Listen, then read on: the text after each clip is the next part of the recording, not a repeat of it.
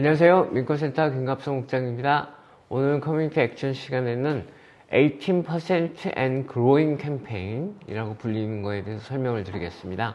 18% and growing, 그러니까 18% 그리고 더 늘어나고 있다라는 뜻인데요. 그래서 이게 무슨 캠페인이냐면요. 이 뉴욕시 아시안 태평양계 인구를 뜻합니다. 지금 뉴욕시의 아시안 태평양계 인구가 18%예요. 이게 이제 이 단체가 시작된 거는 이 단체가 특이하게 이제 이름을 가끔씩 가다가 바꾸는 단체인데요. 왜 바꾸냐? 거의 한 15년 전에 11% and growing 캠페인으로 시작을 했어요. 그때의 아태계 인구가, 아시아 태평양계 인구가 뉴욕시에서 11%였기 때문이죠. 근데 지금은 18%가 됐습니다. 그래서 저희 단체 이름이 18% and growing 캠페인이 됐는데요. 여기에는 이제 저희 민권센터를 비롯해서 그 다음에 아시안 아메리칸 가정 아동 연맹이라는 단체가 또 주도를 하고요. 그리고 다른 많은 한인 단체들도 여기에 같이 가입이 되어 있습니다. 그래서 이 단체가 주로 하는 활동이라는 건 뭐냐? 뉴욕시 예산에 아태계 커뮤니티에 배정하는 예산을 인구에 걸맞게 18%로 늘리라는 주장을 매년 뉴욕시에서 예산안을 검토할 때마다 이제 주장을 하고 그거를 요구하는 그런 캠페인을 펼치고 있는 겁니다. 그 15년 전만 해도 그때 이제 11% and growing 캠페인을 펼칠 때는 뉴욕시 의회의 의원들이 이제 자신들의 재량으로 이 커뮤니티 단체들에게 줄 수 있는 이제 예산 규모가 있거든요.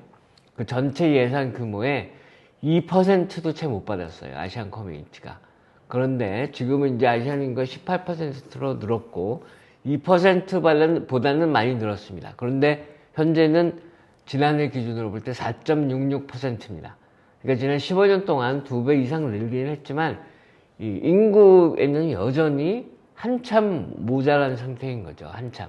이 뉴욕 시의원들은 각자 전부 다 자기 자신들이 자신의 지역구나 또는 자신의 의정활동과 관련이 있는 그런 커뮤니티 단체들에게 자신의 재량으로 예산을 지원할 그런 권한들을 갖고 있습니다.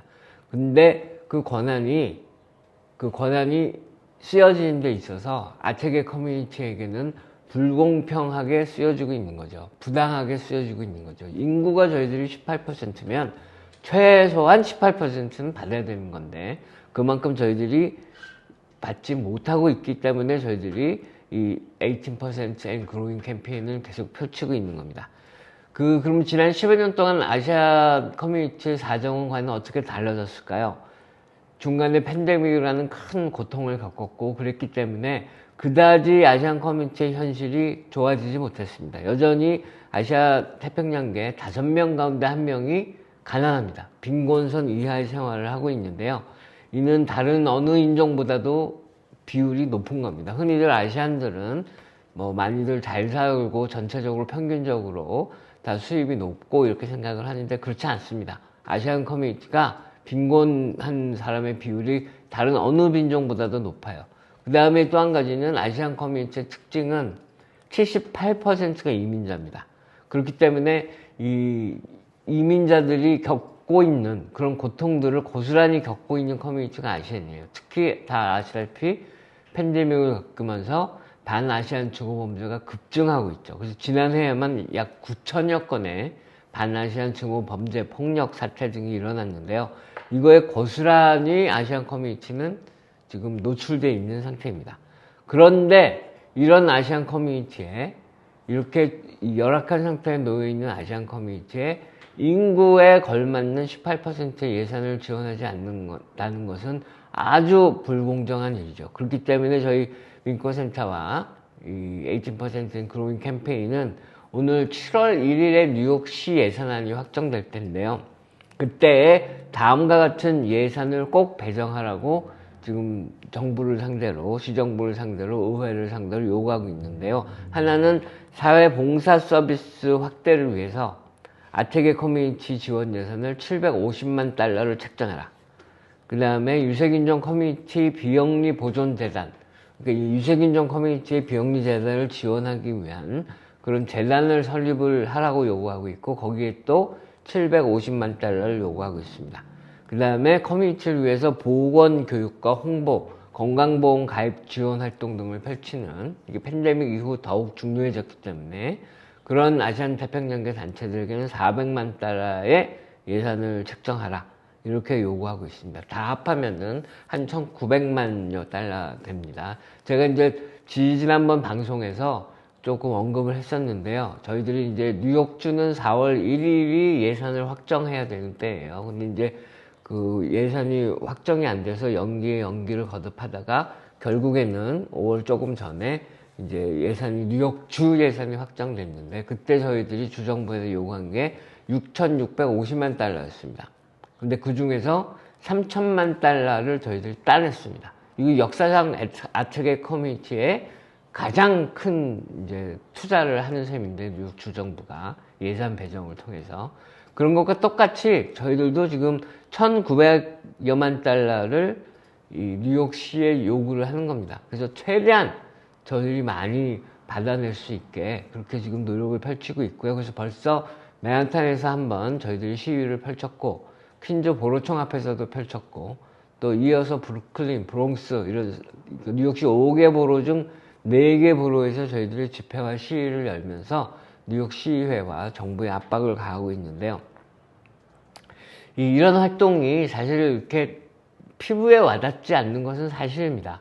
많은 우리 동포분들이 뭐 좀 재미없게 느껴지고, 뭐 내 얘기랑은 뭐 나의 삶하고는 관계가 없지 않냐, 뭐 이런 생각들을 많이 하게 되는데요. 사실은 그렇지 않습니다. 이게 우리 모두의 삶과 직결된 문제입니다. 뭐 예를 들어서 우리들 흔히 이제 뭐 어떤 연예인이 이혼을 했다, 어떤 연예인이 결혼을 했다, 굉장히 피부에 느껴지고 굉장히 많은 사람들이 흥미를 가지잖아요. 근데 사실 그 연예인들이 결혼을 하고 이혼을 하고 뭐를 했는지 우리 삶과는 아무 관계도 없습니다. 아무 관계도 없어. 오히려 이렇게 재미없는, 조금 지루한, 그리고 복잡한 이런 뉴욕시 예산안 문제, 이런 것들이 우리 삶에 직접적인 연결이 있는 거기 때문에 조금 재미없어도 관심들을 정말 가지셔야 됩니다. 한 가지 예를 들어볼게요. 지난 해에 민권센터의 활동을 예를 들어보면, 저희들이 뉴욕시의 한인가정 2,500여 가정에 650만 달러 상당의 현금 혜택을 제공했어요. 저희 민권센터가 이렇게 많은 현금 혜택을 제공했는지 아마 상상하지 못하셨을 겁니다. 2,500여 가정이 저희 민권센터의 혜택을 받았어요. 뉴욕시, 뉴저지까지 합한다 해도 지금 한인 인구가 25만 이렇게 추산하고 있는데, 그 중에 2,500여 가정이 혜택을 받았으면 엄청난 비중을 차지하고 있는 거죠. 그렇잖아요. 그리고 그 액수가 650만 달러 상당입니다. 구체적으로 설명을 드려볼게요. 푸드 스탬프 398명, 시민권 신청 737명, 영주권 갱신 등 이민 신분 변경 포함하는 숫자입니다. 추방 보호 등. 그 다음에 무료 세금 보호 대행 서비스 801명, 주택 강제 퇴거 방지 임대 계약, 노인 임대료, 장애인 임대료 인상 면제 267명, 그 다음에 NYC 케어, 메디케이드, 차일드 헬스 플러스, 뉴욕주 에센셜 플랜 등 건강보험 서비스 263명, 그리고 각종 건강검진과 홍보활동으로 3,100명, 그리고 선임입자 실업수당 긴급 임대료 지원, 아이다 폭풍 구호기금 등 코비드-19과 관련된 긴급 지원 프로그램으로 1,021가정, 이 1,021가정은 무려 440만 달러를 지원을 받았습니다. 그래서 이렇게 모두 민권센터의 서비스를 받은 주민을 모두 다 합하면은 6,587가정이 넘습니다. 그러니까 아까 말씀드린 현금 지원 외에도 갖가지 혜택을 받는, 아까 제가 이제 2,500여 가정에 650만 달러의 현금 혜택이 제공됐다고 했잖아요. 근데 이거는 이제 이런 현금 혜택 말고도 다른 지원을 받은 걸 다 합하면은 6,587가정이 넘습니다. 그러면은 이런 서비스를 민권센터가, 그리고 저희 민권센터뿐 아니라 다른 여기 한인 단체들이나 아시안 단체들이 커뮤니티에 어떻게 제공을 할 수 있었을까요? 정부의 지원입니다. 정부의 지원이 있어야 이런 서비스를 더욱 확대할 수 있고, 더욱 많은, 그리고 더욱 다양한 분야에 그 활동을 넓혀서 더욱 다양한 분들이, 보다 더 많은 분들이 혜택을 받을 수 있게 되는 겁니다.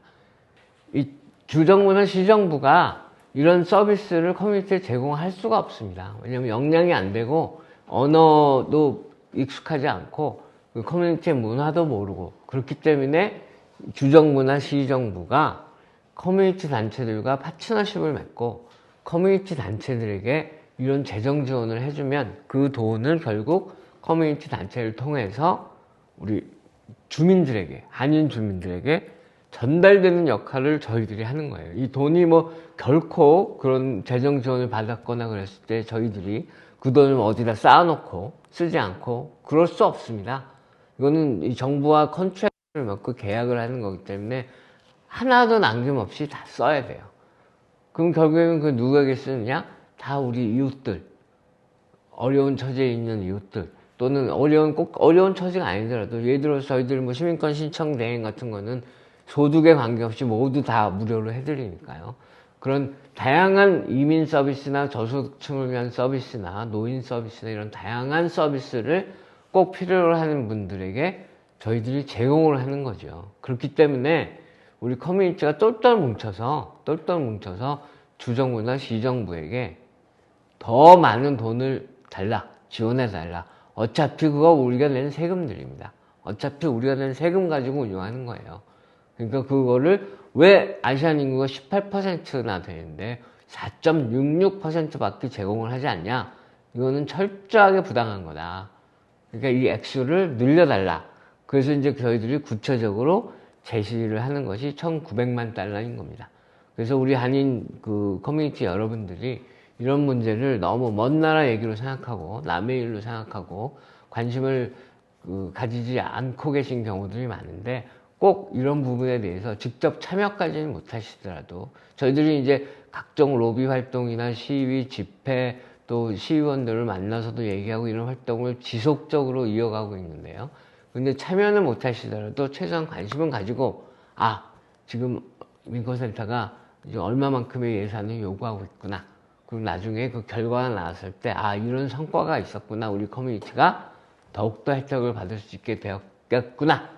라고 생각하시고 이렇게 박수를 쳐주시고, 또 가능하신 분들은 저희들이 이런 활동을 후원도 해주시고, 그렇게 해주시면 대단히 감사하겠습니다.